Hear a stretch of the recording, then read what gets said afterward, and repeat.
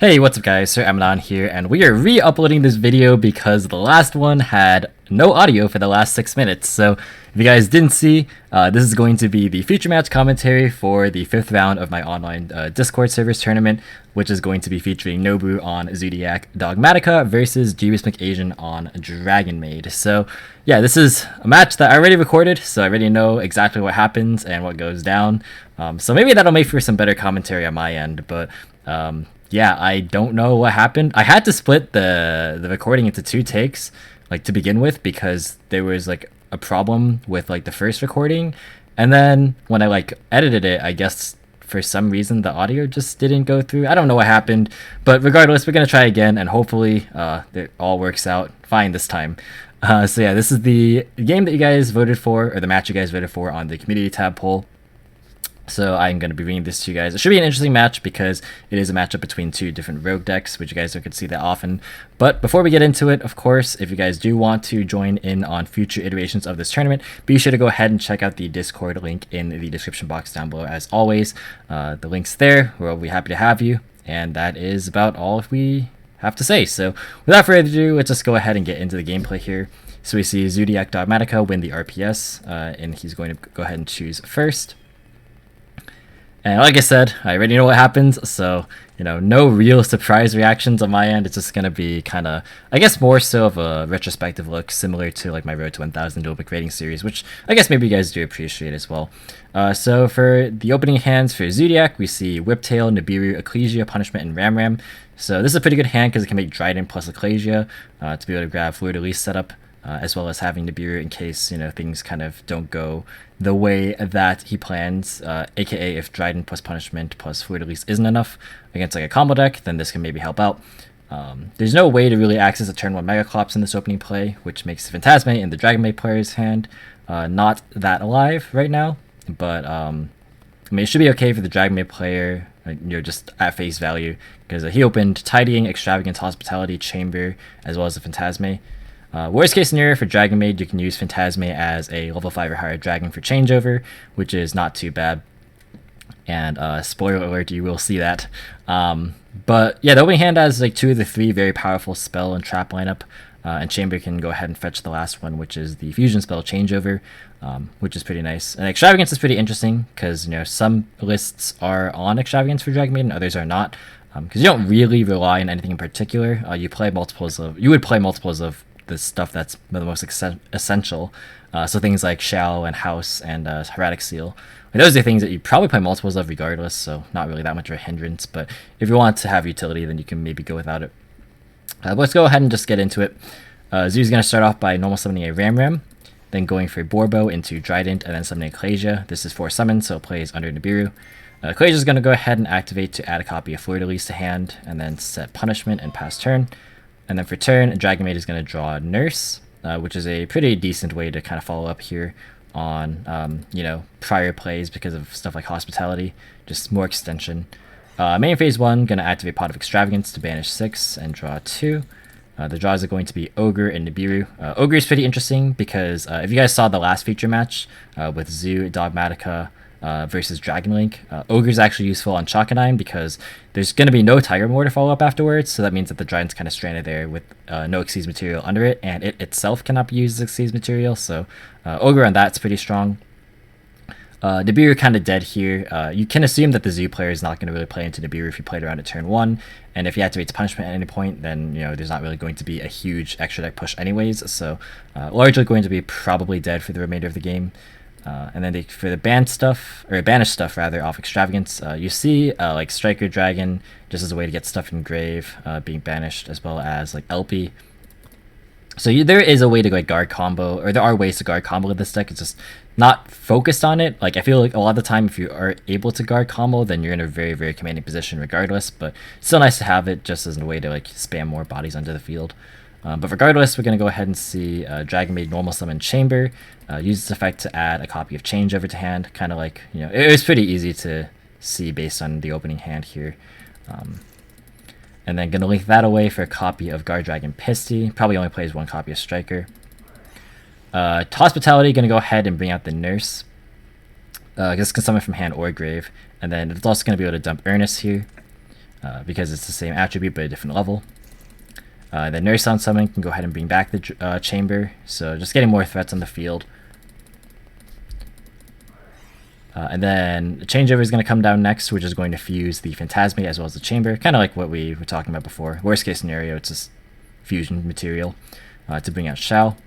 Then on summon, going to go ahead and activate Dryden to target the Xiao. Xiao is going to be chained to the Dryden, and then Fleur-de-Lis is going to be chained to the Xiao. So ultimately, it is going to result in Xiao being destroyed. And then at the end of main phase 1, we're going to see a punishment being used to target the copy of Pisty. So that's going to go, and then Entis is going to destroy the Nurse, and that is pretty much going to be the end of the game there, just because the rest of the cards in hand were not really going to be conducive to anything. Tidying without anything to bounce is not really doing a whole lot, and Nibiru Ogre in that particular game state wasn't going to be enough to stop game there. So moving on to game number 2, we're going to see Dragonmaid choose to go first. So Dragonmaid is going to open up Extravagance, Ash, World Legacy Guard Dragon, Parlor, and Droplet. Droplet is pretty interesting in this matchup. It's not like the most high impact card, but I imagine you just have to take stuff out to be able to accommodate it. It's just like, it's pretty decent against like Ecclesia and just the Zoo cards. Like you can stop Shotgun Line or just Trident straight up. So like it's a fairly decent interruption. And then as far as the Dragonmaid engine itself is concerned, we have Parlor plus World Legacy Guard Dragon, so you can like, I don't know, send Chamber and then bring it back and then add stuff, as well as Extravagance to draw into more cards. And then for Zoo, we see Avarice, Gamma Seal, Ecclesia, Nibiru, as well as Fleur-de-Lis, so no Zoo cards. Nibiru is an interesting one against Dragonmaid because I feel like a lot of the times they don't pop off turn 1, but they can spam the board a lot more heavily rather in the subsequent turns after they have their initial step established. And then Gamma Seal is kind of an interesting one as well, because like it's good against Shell if it hits the board, but like a lot of the time they also just end on Seal Pass, so like contributing over, a Seal is kind of, doesn't feel the greatest a lot of the time. But main phase 1, we're going to see a Pot of Extravagance come down to banish 6, and draw a copy of Ice Dragon's Prison and Tinkek. This is pretty important because it can go ahead and banish the Trident, the lone copy of Trident, if it comes down to it, so like that's something that nobody's going to have to be mindful of. And then as for the banished resources, again, doesn't really matter. It's almost the exact same banish as last game, actually. But you see Entis as like a hedge against like various Dogmatika matchups, such as this one, to be able to combat Servant and stuff. Yeah, normal summon a copy of Parlor. That's going to go ahead and send a copy of Chamber. And then World Legacy Guard Dragon can bring back the Chamber, and that can add a copy of... it could be Hospitality, and then you can go for like Guard Dragon plays if you want to like move LP with World Legacy Guard Dragon, but honestly, it doesn't really get you a whole lot farther than like what you would normally end on, because there's no real way to get access to what's it called, to changeover, unless if like you go for a kitchen and then like pitch one of your resources. So I guess if you really wanted to go for like Shell plus Seal, you could go that route, but it kind of plays into a lot of things. It plays into pretty much every hand trap, particularly Nibiru. So yeah, probably like not what he's gonna go for. He's gonna go for Tiding instead. This is a safer play. It's an extra disruption. Gonna link those off into a copy of Heretic Seal and then set Tiding as well as Ice Dragon's Prison and pass. This is pretty nice to be able to somewhat play around Lightning Storm and Feather Duster, because Tiding has a Graveyard effect as well, so he's probably going to be able to tag out regardless. And then Ice Dragon's Prison, probably just a higher impact card than Droplet at this stage. So we're going to see main phase 1. Zoo actually draws another copy of Nibiru, which is a little bit unfortunate. Would have liked to see probably a Zoo card there, to be honest. In main phase 1, we're going to see Ecclesia activate to summon herself. And then she'll activate, and that's going to be met with Ash. Move to battle phase, and then at the start of the battle phase, we're going to see Seal go ahead and tribute itself. It's probably going to bounce the World Legacy Guard Dragon here, most likely, because bouncing Ecclesia is not really that important. Like you can either take the damage or just tag into Tinkek, and it doesn't really matter. Whereas this just gives you an extra follow up if you bring it back to your hand, of course. So just another extender. Seal in Graveyard is going to bring out Nurse, excuse me. And then Nurse can reborn either the Parlor or the Chamber. Going to bring back the Parlor, which is going to send another big Dragonmaid to be able to tag into here. So going to send Ernest. And then since it is still the start of the battle phase, these can still activate. It's just all in different chains, but it is still all at the start of the battle phase. So Nurse as well as Parlor are going to come down, or going to not come down, but rather do the opposite, that they're going to tag out for a copy of Tinkek, as well as a copy of Ernest. So yeah, these are just big blockers at this point. Yeah, like their hand effects don't really come up that often. Ernest can come up, but they're just there to be able to make sure that you see, obviously just cycle through your Dragonmaids. End of battle phase, gonna tag out from Ernest back into a copy of Nurse. We're gonna see main phase 2. We're gonna see Nibiru come down actually, because the Nurse was the first summon, then Parlor was 2. The big ones are 3 and 4, and then the Nurse again was 5. So yeah, this is 5 summons on Nobu's own turn, so he can Nibiru the board here. And this token is going to be 4,700, 4,800. Not only did I do the math the previous time I tried to record this, but they also put it in chat later. And then set Pot of Avarice and pass turn. There could have been an argument to like try and keep the Ecclesia on board just to try and have Fleur-de-Lis slide, because now the only interruption is the Nibiru, which is a little bit risky. But all things considered, I think trying to get rid of the board is also respectable. Granted, we know that there is decent follow-up in the form of Parlor and Fleur-de-Lis the Guard Dragon again left in Jeebus's hand, so yeah, gonna be pretty hard to come back from this one, I feel.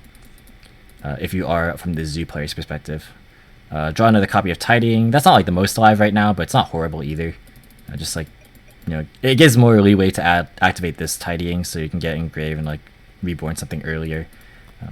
Just adds more options. Main phase 1, we're going to see an activation of World Exit Guard Dragon. That's going to go ahead and summon back Nurse, which is going to go ahead and summon back probably the Chamber. Yep, Chamber is going to go ahead and search. I would imagine, since you have Parlor, you don't need to add Changeover, because this can send Changeover, so you could just add, like Hospitality if you wanted to. I don't actually exactly remember which one was searched here. Yeah, well, it was Hospitality, okay. Yeah, I thought it was, but I wasn't 100% sure. Parlor is going to come down next as a normal summon to go ahead and activate and send a copy of Changeover to grave. The Changeover will activate its effect in grave to bounce the Parlor as well as itself back to hand. And then there is still an Ernest, so there's definitely a play for Xiao. Currently he's on 3 summons, 1, 2, and then 3 was Parlor. So Xiao will be the 4th summon. That turns off Nibiru. And then we can go ahead and switch token to attack position, and then go into battle phase. This kind of like Fiend's Punishment, because like if the set card is Punishment, then like you can negate it with Xiao, and then like not have to commit any more monsters. I mean, I guess this would tag out into House, which would then result in a Nibiru, so that would kind of be a little bit risky. But like you could also, I guess, in response, Tidying as well, just to get stuff in, just to get it engraved if you wanted to. But this is like relatively safe, I would assume, or I would say it's pretty safe.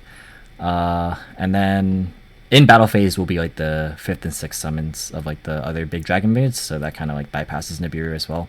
Because like if you're in this position, you have to think your opponent didn't draw any Zoo monsters, so it's probably a lot of hand traps and the Dogmatika stuff. But we know this is a set Pot of Avarice, so not really going to be anything of defensive value here.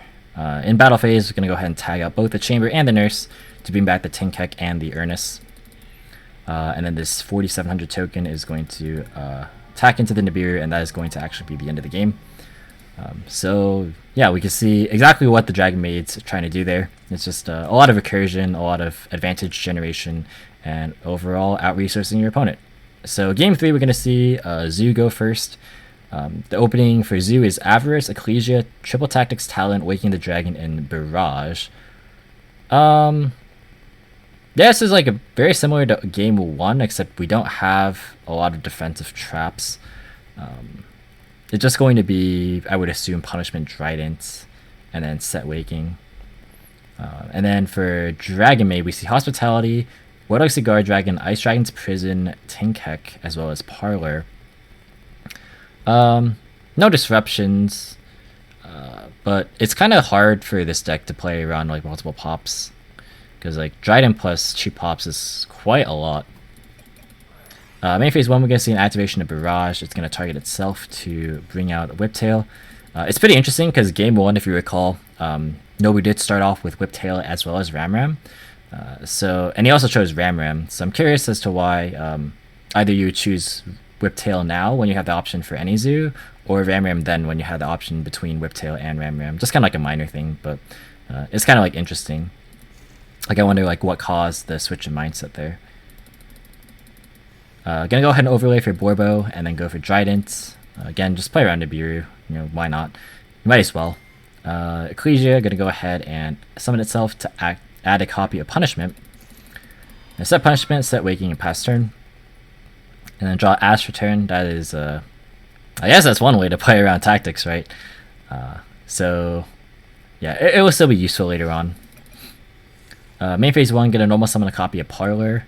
That's gonna go ahead and send to grave a copy of Kitchen. So yeah, like when I was commentating last time, I was like deliberating on why Kitchen would be the choice here, but it makes sense when you consider that Hospitality and World Legacy Guard Dragon are already in hand. So you can cycle through a lot of resources this way if you do this line, which is activate World Legacy Guard Dragon, summon back Kitchen, and then Kitchen can add a copy of Chamber, and then can send a copy of Tinkek. The thing is here though is that like you're kind of giving up the ability to use Shao this turn, which I feel is like fairly important. Just like to be able to deny, because you know that the interruptions are Trident plus Punishment, and I feel like you have to stop, in particular the Punishment. So Hospitality is going to come down next, and that's going to summon the Chamber. Yeah, there's a world in which like you could argue that going for Chamber off the Parlor might have been better, and then like bring back the Chamber with the World Legacy Guard Dragon to add possibly a copy of Changeover, because they already had Hospitality. So you could like Changeover away the Tinkek plus one of the monsters into Shao, and then like you have Hospitality still to summon back something. Maybe would have been a good play, because like that also kind of bypasses like chaining like a Trident to the Changer. I guess if like both Trident and Punishment are chained to the Hospitality, then that would kind of suck a little bit. Because then you don't have any other small Dragonmaids. So I guess that's fair. Chamber is going to go ahead and grab a copy of Tidying. And then end of main, we're going to see Punishment used. That's going to pop the Chamber, and then Ensis is going to be sent to pop the Kitchen, and we see Trident pop the Parlor. So yeah, like the entire board gets wiped basically, and there's not really a whole lot of recovery here. You could argue to search maybe another copy of Hospitality as well, just because like you know that the board is definitely going to be popped. Like you kind of need follow-ups at this point. Gonna go ahead and set Ice Dragon's Prison and Tidying, and then probably just pass. Yeah. Draw a copy of Servant. Good top deck, but it's gonna get ashed for sure. That does open up Tactics, which is nice. Servant gets ashed, and then follow up with Tactics to draw, probably. Yeah, draw Effect Failure at Imperm, so it's not gonna help close out the game, but it's gonna help provide more defense, which is good because this hand really doesn't have that much defense at the moment. So those are pretty good draws. Battle phase, go ahead and attack with Trident as well as Ecclesia. I do think that Prison should have probably been used like to summon Borbo and try and banish Trident. But yeah, he'll do it, spoiler alert, he'll do it next turn. Draw a copy of Tidying, that's not really going to help out. If you had Hospitality here, it wouldn't be like amazing because there's still Trident and there's Imperm Veiler, but it would have like, you know, been an attempt, right, to at least try and get somewhere. It's kind of hard to play through at this stage when, like, if you don't get your engine successfully rolling, then it's like really hard to come back with like just singular cards. If your opponent already has stuff established, right? So set Tidying, pass. Gonna go ahead and draw another copy of Waking, so that's pretty dead here. Set Waking, battle phase, go attack with Trident, and that's gonna be met with a copy of Prison. And it's going to chain Trident to target itself. That way it doesn't get banished, which is very, very critical, because you cannot afford to have your Trident banished in this matchup, or just in general. It's you can't afford to have Trident banished. Queasy will attack over Borbo, and then pass turn. Draws a copy of Parlor. Like this is like a point where maybe if there was a hospitality earlier, or like some other way to play, this would have been more effective. But unfortunately, there's both Valor and Imperm. So you're gonna see Parlor as Chainlink 1, Imperm Chainlink 2, and then Tidying is gonna be attempted as Chainlink 3 to bounce the Parlor to try and dodge the Imperm. It's gonna target the middle set, and then Valor is gonna be Chainlink 4. So yeah, got through all the disruptions, but not really able to make a play otherwise. So yeah, Waking and Parlor get bounced, and that's just gonna be in battle phase. He forgot that Titan can't be used. Like the Grave effect can't be used the same turn as the field effect, so forced to pass there, unfortunately.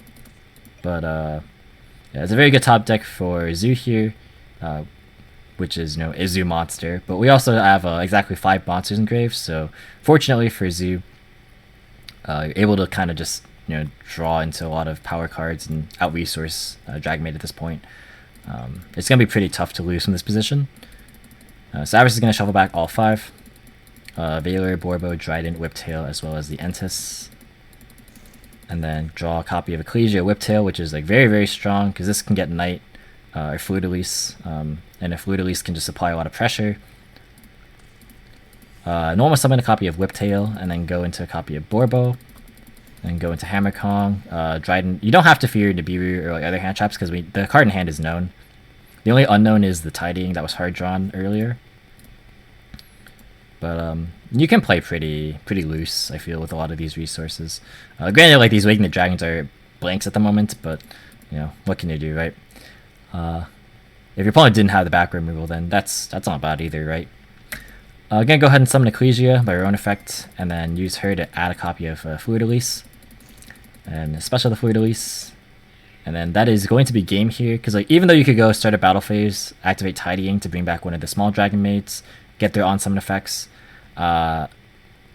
you could just chain Trident to pop it, like on summon, because the tag out is not a quick effect, it's just a trigger. So like they wouldn't be able to like have a window to activate, or you could just chain Trident in response to these.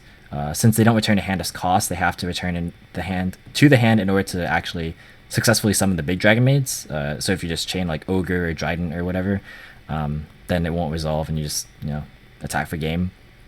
If there's like a nurse in here, that would kind of change things, because then you can like nurse for Parlor and then Parlor to send Ernest. That way, like no matter which Dragonmaid was popped, you can like tag and like at least block a little bit. Knight would have still been able to get over everything, but it might not have been game. It would have been like 3k plus 12 plus like the small damage that Knight would have done. So yeah, it probably wouldn't have been game, but I mean the game state here is very unfavorable regardless, like even after all that's said and done, because like playing past the Trident is pretty hard in this kind of game state. But regardless, there was no nurse anyway, so like that's all very, very hypothetical. So that is going to be the end of this game. So that's a pretty interesting matchup. It kind of showcased what the decks were supposed to do, or like what they are designed to do. Yeah, we got some pretty good back and forth interaction, I would say. So that is pretty nice to see. Especially, it's nice when we don't have to watch just like combo mirrors or like just who draws the hand trap. So this is like kind of a nice change of pace here. But that's gonna do it for this video. Thank you guys so much for watching. Hope you all enjoyed. Sorry that I had to re-upload this again. Yeah, I really do not know what happened with the other files, but hopefully this should be good now. But thanks again for watching. Hope you guys enjoyed. If you did, be sure to leave a like as well as any thoughts or feedback in the comment section down below.